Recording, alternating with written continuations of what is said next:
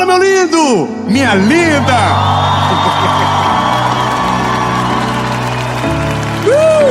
Chegamos no meio da série Sabedoria.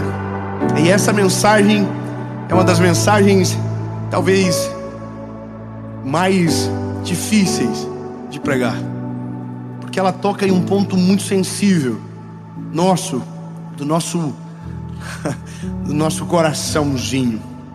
Eu quero muito que você fique comigo até o final, principalmente se você está passando por algo que você pode chamar de humilhação.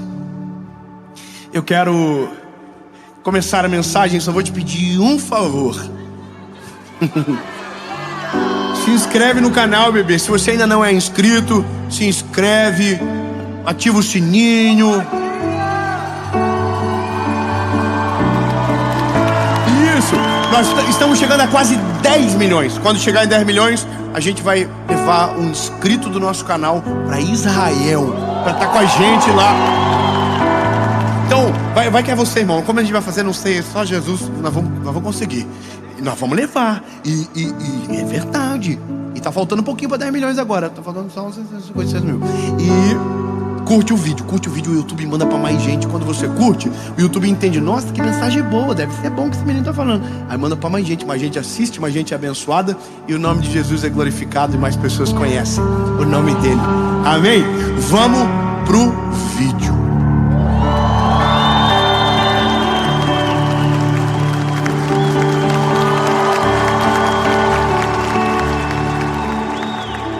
Segundo Reis, capítulo de número 5, diz o seguinte: ora, Naamã, capitão do exército,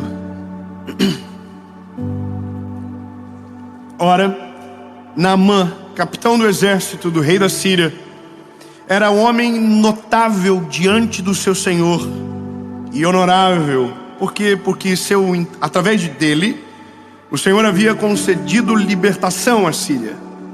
Ele também era um homem poderoso e valente, porém leproso. Vou continuar um pouquinho mais. E os sírios haviam saído em companhia e haviam trazido cativa da terra de Israel uma criança pequena, e ela era serva da esposa de Naamã. E ela disse à sua senhora: tomara que o meu senhor estivesse com um profeta que está em Samaria, porque ele o restauraria da sua lepra. E entrou e contou ao seu senhor Naamã, dizendo assim, e disse que a criada era da terra de Israel, e que se ele fosse seria purificado da lepra. Bom, eu vou contar-lhes a história. Havia um homem que era general. Irmão, dentro de um exército, isso é o auge, o general de guerra. E ele era um general que porventura tinha histórias da sua valentia e de vitória. Através dele a Síria havia sido liberta. Então é um homem valente, um homem respeitado, veste roupa de general, é o general, mas por baixo daquela roupa tem um leproso escondido. E a lepra era uma doença letal naquela época. Era uma doença que o levaria à morte, e pior, era uma doença extremamente contagiosa. Ou seja, todo mundo que se aproximava de Naamã, sem saber o que ele tinha, de uma certa forma, corria um grande risco de contrair a sua doença. E eu imagino que essa história tem vários efeitos colaterais que não estão aqui. Porque ele era general, ele permanecia general, mas por dentro, por trás dessa roupa de general havia um homem doente, um leproso. Só que a lepra colocava o leproso numa circunstância de muita humilhação, porque ele era retirado da cidade. Ele ficava aos arredores junto com leprosos, nos chamados leprosários, pessoas que eram afastadas das suas comunidades para ficar no lugar aonde ela iria morrer. E esse era o final. Então a pessoa saía da onde estava para ficar naquele leprosário, e ali era o último endereço dela, porque provavelmente morreria ali. Não havia cura. E essa é a questão. O nosso menino Naamã, ele está o que a gente chama entre a cruz e o punhal. Ele pode fingir que nada está acontecendo e permanecer sendo general. Qual é o risco? Morrer e contaminar muita gente. Ou ele pode tentar uma segunda via, que é reconhecer que está doente, abrir mão do cargo de general para buscar a cura. E aqui é o dilema do Naamã. Aí Naamã tinha uma serva que havia vindo de Samaria, uma menina. E essa menina, porque era próxima, sabia da doença do seu senhor, e disse para a mulher dele, para a mulher de Naamã: olha, existe um profeta chamado... Estamos num tempo anterior. Qual era o nome do profeta?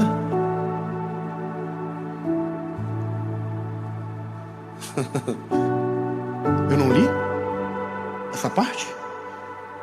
Mas e a escola bíblica dominical? O Eliseu. O nome do profeta era Eliseu. Ela disse: se esse homem, Naamã, encontrar-se com o profeta, ele pode ajudá-lo a se purificar da lepra, porque sabia que Eliseu era um homem de Deus. Ok. Aí, só que o que é o problema? O Eliseu não é da Síria. O Eliseu é de Samaria. Era irrival. Israel e Síria não se bicavam, tinham históricos de guerra. Então agora, se ele quer ser curado, ele não vai ter só que abrir mão de ser o general da Síria, ele vai ter que sair para o território inimigo. Olha que loucura. Isso é o que a gente chama de downgrade total na vida. Você vai abrir mão do seu cargo e você vai descer. Você vai sair do seu lugar de conforto para um lugar hostil. E isso é humilhação. E a humilhação não começa só quando ele abre mão de ser general. É quando o general fica doente. Porque a gente pensa, meu lindo, que a gente é intocável até um dia que algo nos toca. A gente pensa que é um super-herói até um dia que descobre que não somos. Sabe, a gente tem um benefício nessa geração. A gente aprendeu a reconhecer fragilidade como a geração anterior não tinha coragem de fazer. Eu sou de um tempo, eu sou bem sincero, que as pregações que eu ouviam me faziam me sentir um lixo. E não porque a palavra era forte, mas porque o pregador era herói. Então o pregador herói faz a gente se sentir ruim, porque a gente diz: isso eu não consigo. E se eu não consigo, eu não tenho nem como tentar. Porque eu ouvia sobre oração, e quem falava dizia que orava dia e noite. E eu, como que eu consigo isso? Eu ouvia a pregação de pessoas que contavam histórias tão difíceis de viver, que eu confesso que pensava: eu não nasci para esse negócio de ser crente, não. Eu sou sincero, os pregadores não se encontravam na mensagem, eles estavam para além dela. Eram super-homens. Então quando eu comecei a pregar, a primeira coisa que eu tive que aprender a absorver era um tempo novo, aonde eu me incluo na mensagem, aonde eu digo que sofro do mesmo problema, aonde digo que sou alvo das mesmas lutas e das mesmas batalhas e frustrações. Então entenda, é difícil admitir doença quando você pensa que é um super-herói. Naamã tinha tudo, porém era leproso. Esse é o primeiro momento da frustração ou da humilhação da vida dele. Um homem com tanta história, de repente ficar fragilizado. Eu sempre dou um conselho para pessoas que me cercam: vá a um hospital. Vá a um hospital, faça uma visita, e você vai ver o que é o ser humano. O ser humano é a pessoa mais frágil que existe. Lindo, uma bactéria minúscula, microscópica entra no teu corpo e vai para o lugar errado e mata você. A gente é muito frágil. Veja, reconhecer isso é importante, mas não é só aqui que começa. O problema é, Naamã quer ser curado, então agora ele vai ter que ir para o território inimigo. O que ele faz? Vai até o rei da Síria e diz: olha, eu tenho uma doença e eu preciso ser curado, e só tem uma forma: eu preciso ir para Israel. Será que o Senhor não poderia escrever uma carta de recomendação dizendo que eu não estou indo para guerrear, que eu não estou indo de maneira afrontosa, mas eu estou indo de maneira humilhada, porque eu quero ser curado? Uau! O rei escreveu a carta e ele chegou em Samaria. E quando ele chegou em Samaria, a Bíblia diz que ele pediu para se encontrar com o profeta. Aí foram para o profeta, disseram: olha, tem um homem muito importante vindo da Síria, um general de guerra chamado Naamã, e ele quer vê-lo. Aí o profeta diz: pois eu não quero receber ele.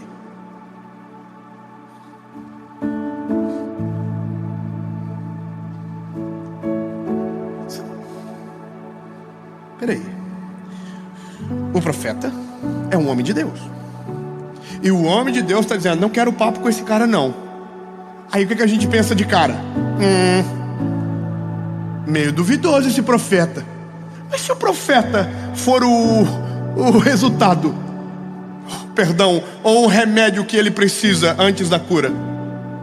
Vou ser bem claro para você: a forma mais poderosa de o ser humano salvar o homem é quando o nosso ego está ferido. A forma mais incrível e mais fácil de Deus nos acessar é quando a gente está fragilizado. Isso lindo. Não tem como falar o contrário. O ser humano, quando está com dor, vira uma florzinha. Quando a gente está bem, a gente não precisa nada, não preciso de nada, não preciso de Jesus. Eu o quê? Eu sou cara, eu sou uma máquina de vencer. Aí você fica doente. Você fala: Jesus, eu me tenho de morrer agora, Senhor. Irmão, todo corajoso, quando o avião bate no céu, numa turbulência, fica evangélico na hora. Irmão, qualquer pessoa, o avião começou a tremer, já fica assim. Pode observar, porque o ser humano, quando está fragilizado, abre a guarda. Você entende? O profeta está colocando o negócio para pior, para a vida do tal do Naamã, irmão. Porque daí, eu vou ler que é melhor.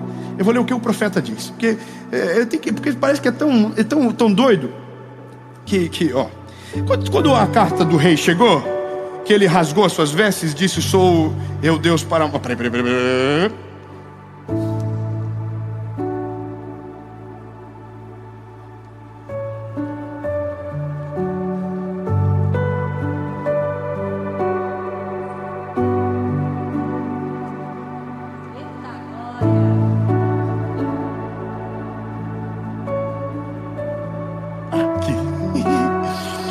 Sucedeu. Eu pulei toda a história da carta. Estava muita coisa escrita na carta. E veio oferta, veio o talento, e uma carta dizendo: olha, ele se humilhou, rasgou a veste, contando todo o processo de humilhação dele. Aí chega aqui: e sucedeu que quando Eliseu, o homem de Deus, ouviu que o rei de Israel havia rasgado as suas vestes, que ele viu ao rei dizendo: porque rasgaste as suas vestes, desde que vem até mim e saberá que existe um profeta em Israel, Naamã veio com os seus cavalos, com sua carruagem, e parou à porta da casa de Eliseu. Eliseu não recebeu. Você está na porta da casa do homem, ele vai me curar, eu vou poder. Aí, irmão, ele não deixa entrar, ele não recebe. Aí a Bíblia vai dizer: então a serva falou para Naamã o que ele teria que fazer: mergulhar 7 vezes no Rio Jordão. Qual era o problema? O rio era sujo. A parte do Jordão, aonde é a geografia de Eliseu, era suja. Se você um dia for a Israel, você vai ver, existem partes do Jordão que são potáveis, que dá para você tomar da água. Existem partes que são sujas. E outra, ele é um homem da Síria. Agora o que o profeta está dizendo é: você quer beber? Então desce no Jordão e mergulha 7 vezes. Mergulha uma vez, sai, entra. Mergulha de novo, sai, entra. E isso é humilhante. E eu poderia parar por aqui, deixar até ele sem cura, porque às vezes na nossa vida é isso que a gente merece, sabe? A gente provoca tanto, a gente incomoda tanto nessa vida. Seja sincero, lindo, eu não sei você, mas eu tenho a consciência de que não merecia o que Jesus fez por mim. Eu tenho a noção de que não plantei o suficiente para viver o que Deus está fazendo na minha história. Eu não mereço. E isso é quando o nosso orgulho é massacrado pela misericórdia. Quando a misericórdia de Deus se aperfeiçoa em nós, o nosso orgulho é suprimido. Porque eu não posso dizer que eu sou o segredo, que eu sou a causa, que eu sou a razão. Porque tudo que vivo é a favor e misericórdia do Senhor. E é por isso que Deus permite você ser humilhado. E aqui eu começo uma crise. Não é você que quis. Oh, não. É que Deus permite. É teologia difícil, irmão, de falar, mas é verdade. Deus deixa a gente se quebrar. Deus deixa a gente passar problema. Porque isso é que um bom pai faz para ver o filho amadurecer. Deixa ele viver problemas. Porque senão a gente não amadurece. As humilhações da vida são especialistas em treinar o coração altivo de um homem. Os problemas que a gente enfrenta são especialistas em moer a nosso ego, em colocar a gente prostrado na presença de Jesus. Eu nem gosto muito disso, porque me parece que está tendo um ar de ameaça. Não é ameaça, é porque quanto antes a gente reconhece fragilidade, mais rápido encontramos a misericórdia. Quanto antes encontramos a resposta da nossa alma em dizer que não somos nada sem o Senhor, antes somos alcançados pelo favor dele. Qual é o problema? A gente é muito difícil de reconhecer. É difícil deixar de ser general. É difícil de abrir mão da nossa roupa. É difícil de abrir mão da autoridade que estamos revestidos. É difícil de abrir mão da nossa história. E é isso, quando Deus entra, Ele exige de nós, e isso é natureza de Deus, que a gente abra mão de controle, que a gente reconheça quem nós somos. Porque a graça de Jesus, ela é a graça de não merecermos, mas se aperfeiçoa quando reconhecemos isso. Lindo, a chave disso aqui é: quanto mais tempo você demora para se render, mais difícil fica. Quanto mais tempo você demora para reconhecer quem você é, mais difícil a sua vida se torna. E não é porque Deus deixa pior, é porque a vida se encarrega disso. A vida é profissional em encurralar orgulhosos. A vida, quando eu digo, é a vida, o contexto. Quem é orgulhoso não ouve conselho, pronto. Quem é orgulhoso não aceita repreensão, pronto. Quem é orgulhoso não ouve ninguém. Quem é orgulhoso pensa que está certo toda a vida. Quem é orgulhoso não olha com humildade para o próximo. Quem é orgulhoso se sente superior aos demais. Precisa que Deus faça alguma coisa para essa pessoa sofrer? É óbvio que não, ela sofre sozinha. Quem é orgulhoso não perdoa. Quem é orgulhoso não consegue liberar perdão. Quem é orgulhoso não consegue dizer que ama. Quem é orgulhoso não consegue abraçar com humildade. Quem é orgulhoso não se sujeita a nada. E isso é a gente. Nós somos assim. Quando você tiver um filho, você vai descobrir que a criança, ela nasce orgulhosa. É difícil isso, mas é a verdade. A criança precisa de regra, de limite. Ela precisa ser educada, ela precisa ser amada, mas ela nasce com a sensação de que ela pode tudo. Irmão, a minha filha subiu numa cadeira e ela se jogava se eu não pegasse ela. A cabeça dela não vai dar nada se ela cair. Até o dia que ela cair mais baixo, ela vai olhar para o mais de cima e dizer: se aqui eu machuquei, lá em cima eu vou me estamanar. Por isso, o nosso orgulho é testado nas dores da vida, e ele é massacrado nelas. E aqui, lindo, eu prefiro ter um final feliz. Senão todo mundo vai ficar com essa carinha assim: poxa, a vida toda vai ser humilhação, então. Ai, gente, não sei como te dizer isso. É que de um certo jeito, a gente vai ser trabalhado por Deus o resto da nossa vida. Irmão, todos os dias da nossa vida, Deus vai estar trabalhando no nosso orgulho.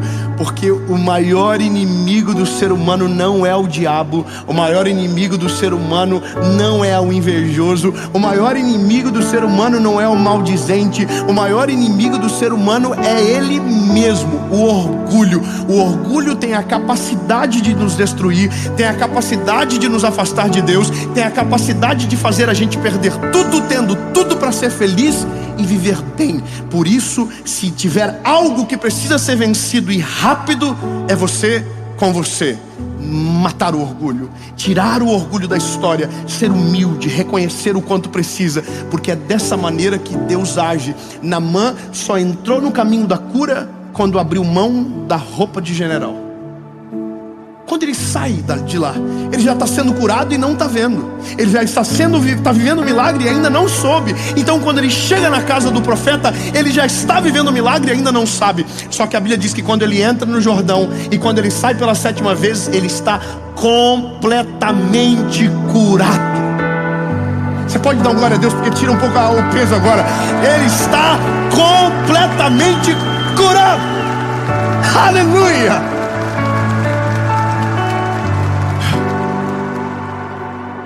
Bebê, vou falar uma coisa bem importante. Você só vai ser achado o dia que reconhecer que está perdido. Você só vai ser curado o dia que reconhecer que está doente.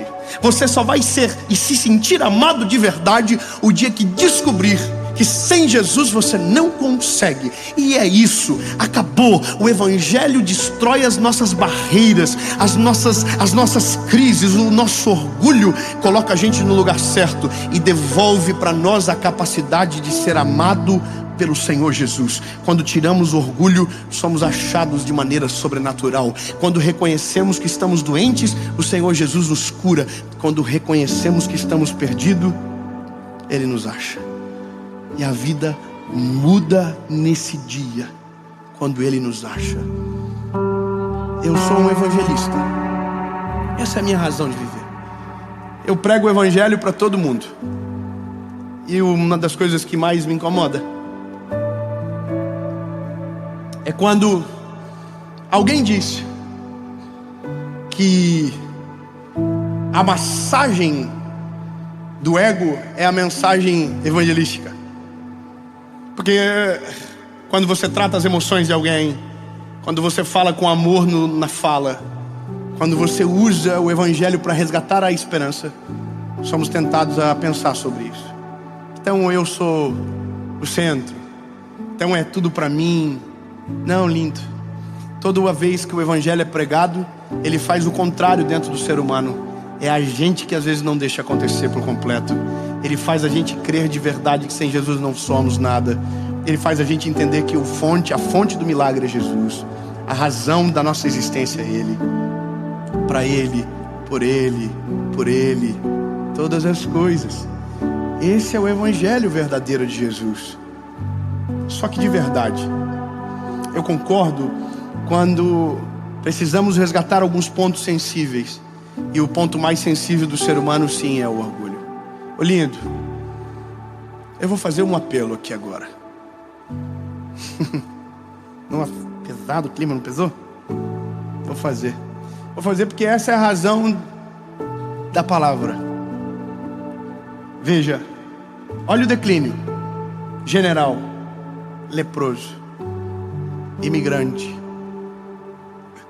rejeitado pelo profeta, sujo num rio apodrecido. Só que daqui ele sai para outra posição, curado. Tem mais, aprovado, reestabelecido, general de novo. Você entende? Os altos e baixos fazem a gente lembrar de quem somos e de quem não somos, o que temos e o que de verdade não temos. E a pergunta é, lindo, se você está doente, reconhece hoje que precisa ser curado. Se você está com saudade de Jesus, volte para Jesus hoje. Não deixa para amanhã. Não permita nenhum dia mais na sua vida, mas reconheça que você não pode sem Ele. Entregue a vida de uma vez por todas. Essa semana a gente estava no Natal ministrando e eu fui almoçar num lugar. E quando a pessoa me viu, ele pensei, ah, meu Deus, Dave? Eu falei, sou eu. Ele falou, faz 6 meses que eu estou afastado de Jesus. Eu falei, é verdade? Que coisa, hein? Que eu ia almoçar, né? Fui até ali para comer só, né? Não estava combinado nada, não. Aí, irmão, eu pedi a comida e ele saiu. E eu comi remoendo o que ele tinha dito. Eu não consegui mais voltar. Eu estou afastado. Ele fez o primeiro passo do Naamã. Ele saiu da função de garçom. Ele veio até mim e ele disse, eu estou afastado. Aí, irmão, eu sou o profeta Eliseu na hora. Vontade de mandar ele embora. Eu queria só comer. Só que aí que tá, eu fiquei engasgado. Aí, irmão, terminamos de comer, pagamos a conta. Aí ele veio para dar tchau. Eu falei, pode tirar uma foto? Claro que pode. Aí tirar uma foto. Aí quando ele estava saindo, eu falei, vem cá, bebê. Ele, pois não, joelho aí. Porque, irmão, ele não estava servindo, ele estava pedindo socorro.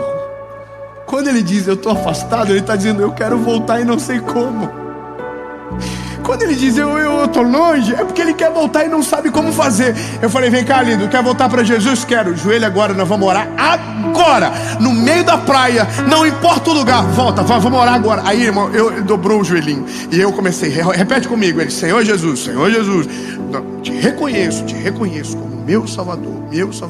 Perdoa os meus pecados, apaga o meu passado, escreve meu nome no livro da vida. Eu nunca mais serei o mesmo. Em nome de Jesus, amém.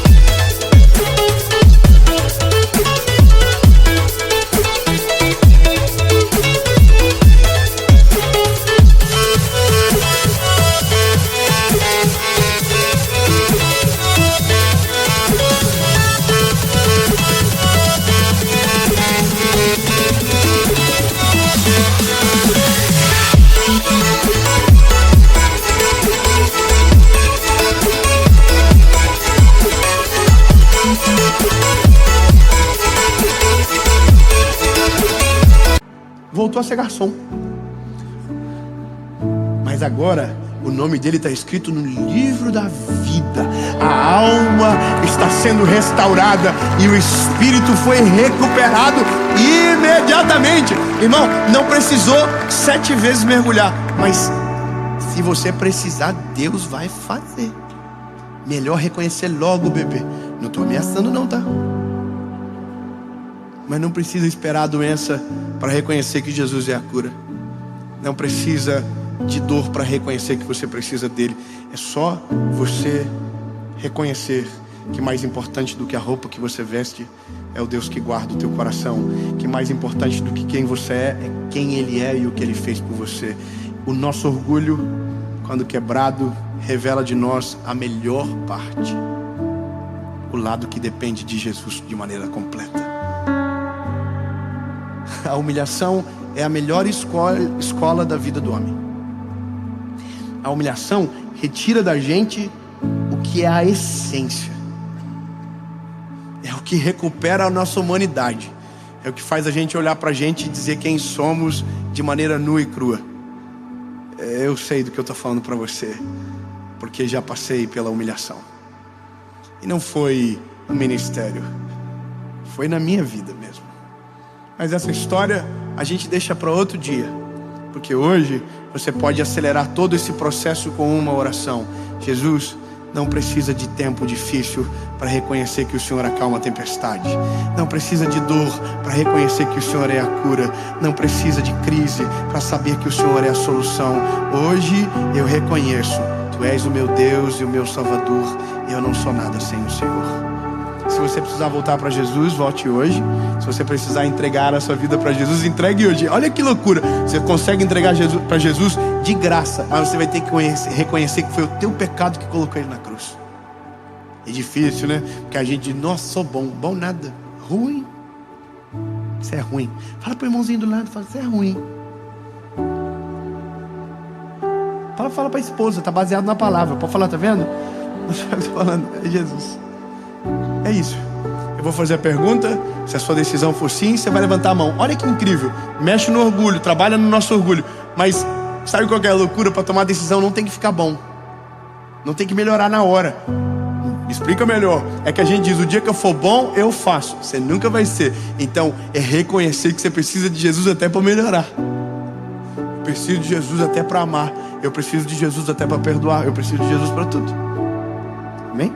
Eu vou perguntar. Se você quer tomar essa decisão, você vai levantar sua mãozinha. 1, 2, 3.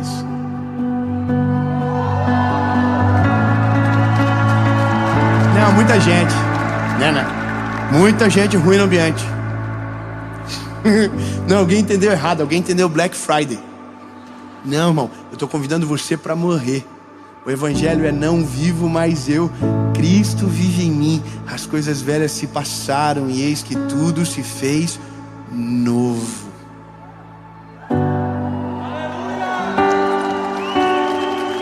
Aquele que quiser vir após mim, negue-se a si mesmo, tome a sua cruz e siga-me. Então é para você, tem certeza?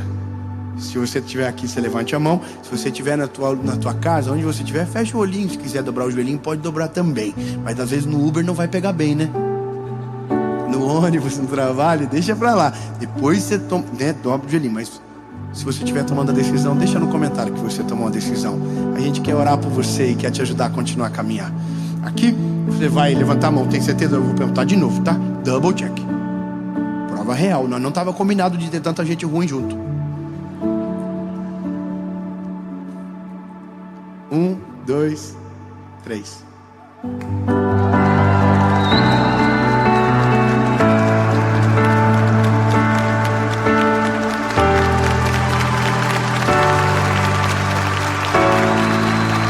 Fique de pé, por favor.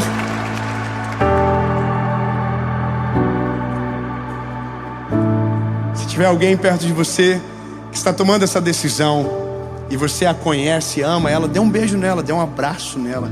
Fala para ela, essa é a melhor decisão da sua vida.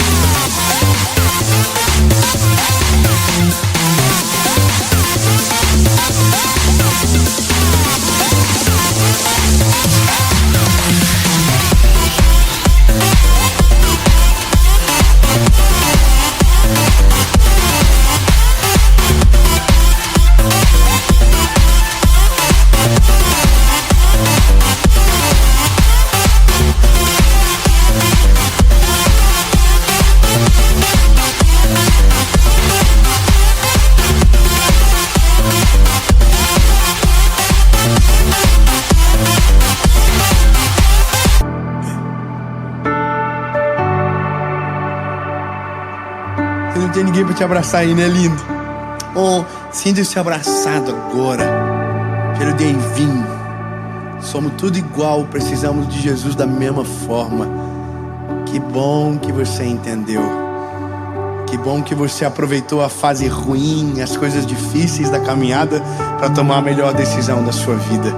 Se essa é a razão, você vai fechar os teus olhinhos agora e você vai repetir comigo uma oração, palavra após palavra.